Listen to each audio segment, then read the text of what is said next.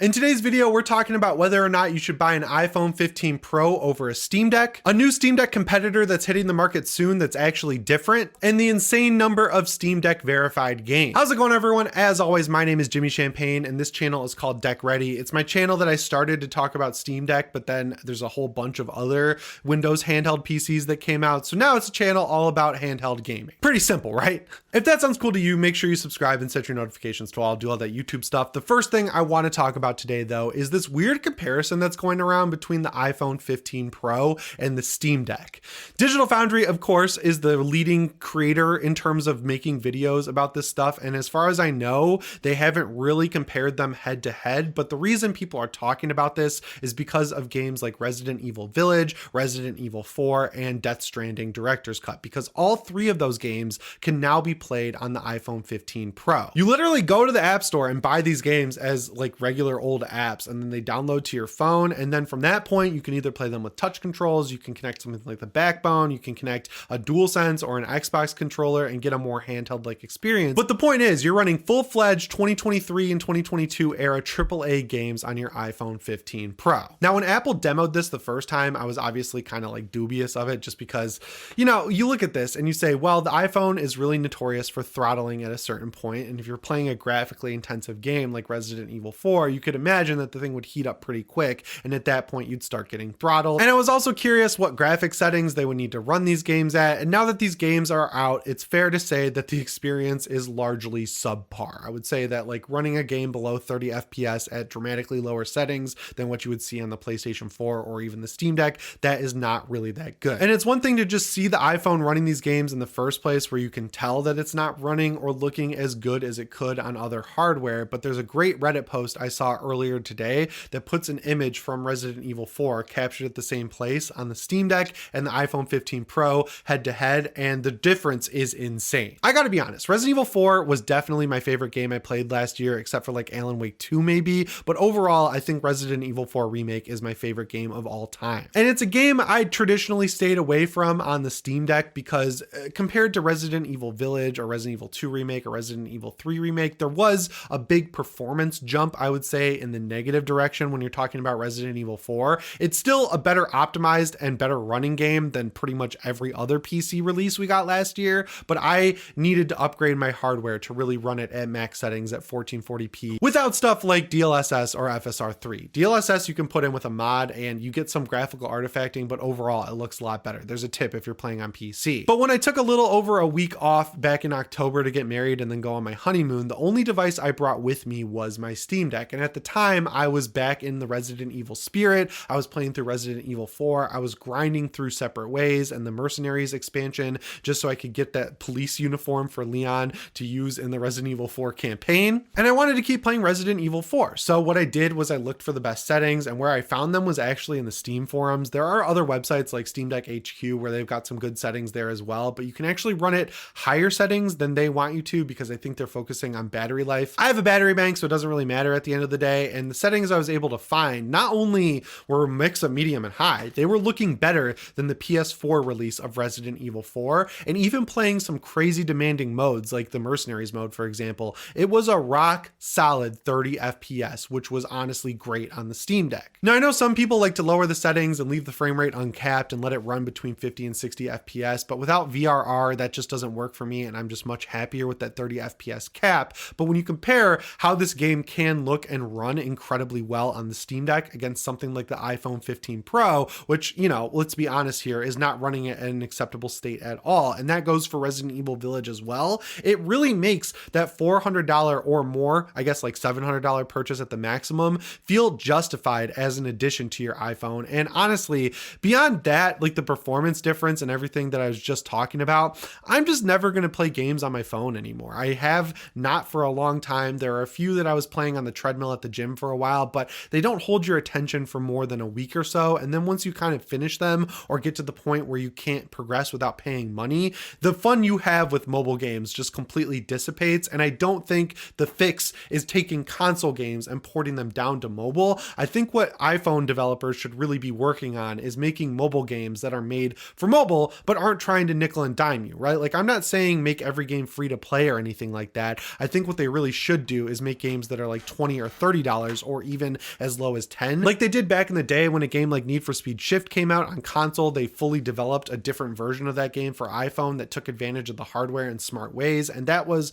the smartest thing. I obviously understand that the reason they stopped doing that is because the race to the bottom kind of killed that type of game and people just weren't spending $10 on iPhone games, but times have changed, right? Like I think at this point, if they started making games that way again, people would be much more open to playing more games on their phone. It's just really funny because the next story we're going to talk about is another Steam Deck competitor. There are so many different companies and devices and manufacturers kind of coming for the Steam Deck's crown, but it really goes to show that the Steam Deck really kind of is the best way to play PC games on the go. And I would argue outside of Nintendo exclusives, it's a better experience across the board than the Nintendo Switch. And if you're looking at any handheld right now, the Steam Deck OLED is by far the best one you can buy. So that being said, let's talk about this new competitor handheld that's being revealed at CES by MSI. Now you're probably expecting to hear that it's running a 1200p screen and has a Z1 Extreme and has a chassis that's very similar to the ROG Ally. And while one of those things is true, I'd argue that the most interesting point about it is that it's not using the Z1 Extreme. MSI is actually partnering with Intel for this device. Now, why this is interesting is because when you're looking at gaming handhelds, Intel chips are super uncommon. And from what I can understand, the reasoning for that is that Intel is kind of inferior to AMD in terms of graphics processing,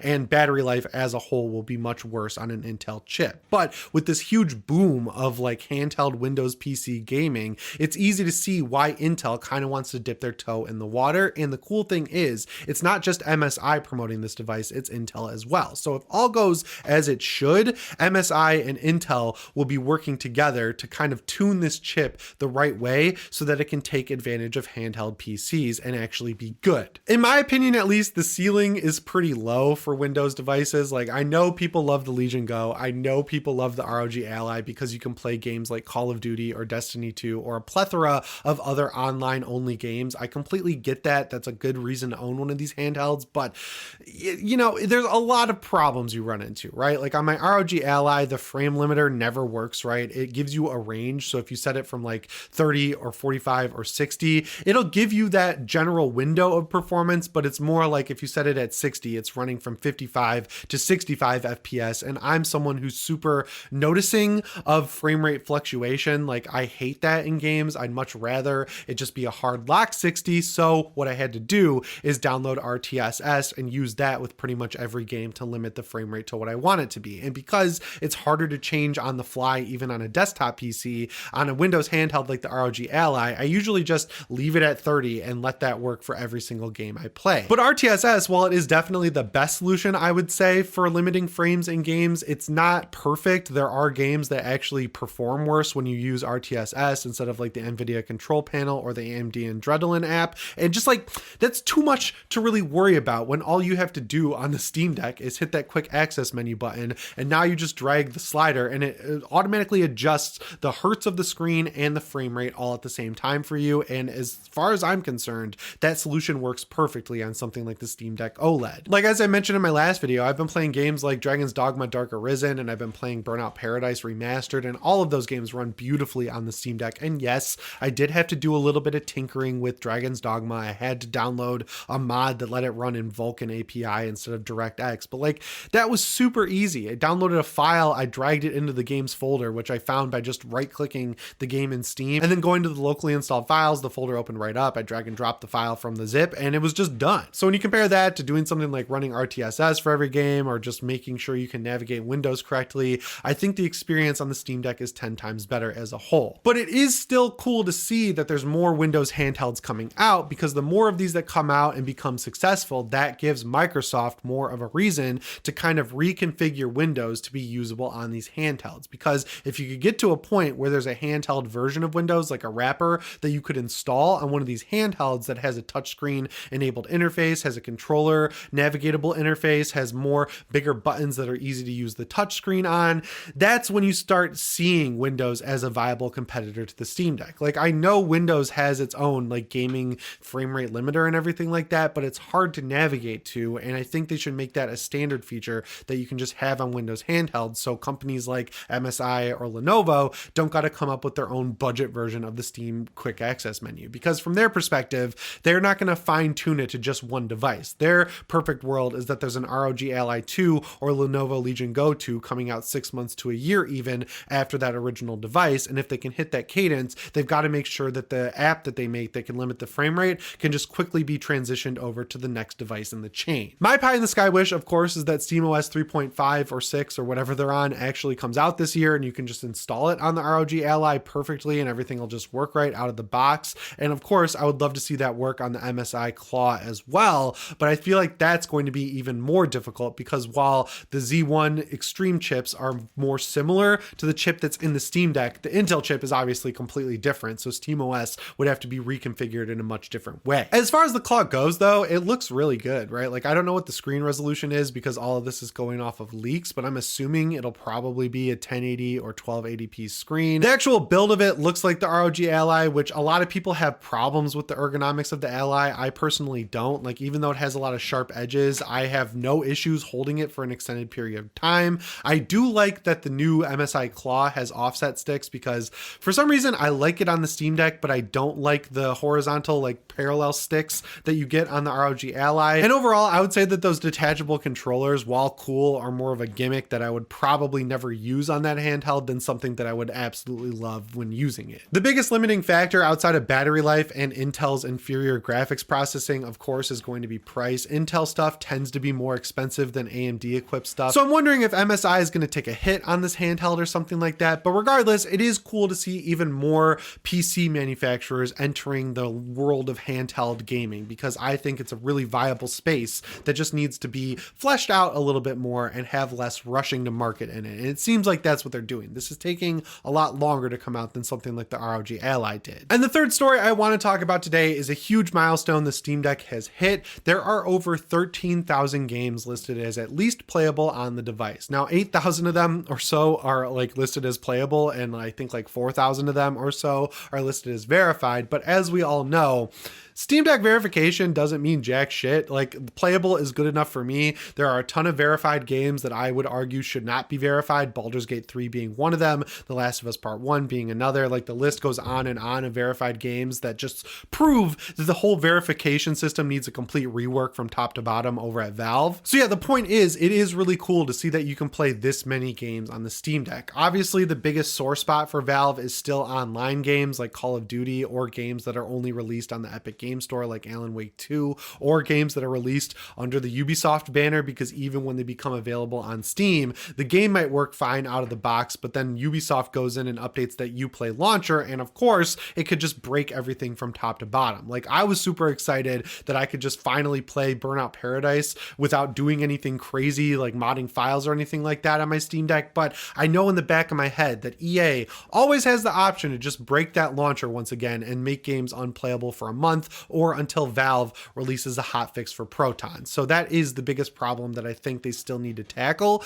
And really the only way they can do that is by getting more and more people to buy Steam Decks. But when you see as a potential Steam Deck buyer that this many games are verified or playable on the device, that makes you much more inclined to purchase the Steam Deck as a whole. So I think that problem will solve itself. It's just going to take time. Valve clearly knows this because they're doing hardware revisions. Like they released the Steam Deck OLED and it really does feel like the perfect model of the Steam Deck. Back when it came out, I was in the camp that was like, if you have a Steam Deck LCD, maybe don't upgrade to this. But now that I'm seeing the performance improvements and just the overall usability improvements of the Steam Deck OLED, I think whether you have an LCD or you're in the market to pick up a Steam Deck, the one you should buy should definitely be the OLED, even if you have to go for the cheapest model and then upgrade it yourself, because it really is just that good. But yeah, it's always nice to see more and more playable and verified games on the Steam Deck. What I personally want to see is more developers doing what Square Enix did. Of all developers, the one that supports their games the least on PC, Square Enix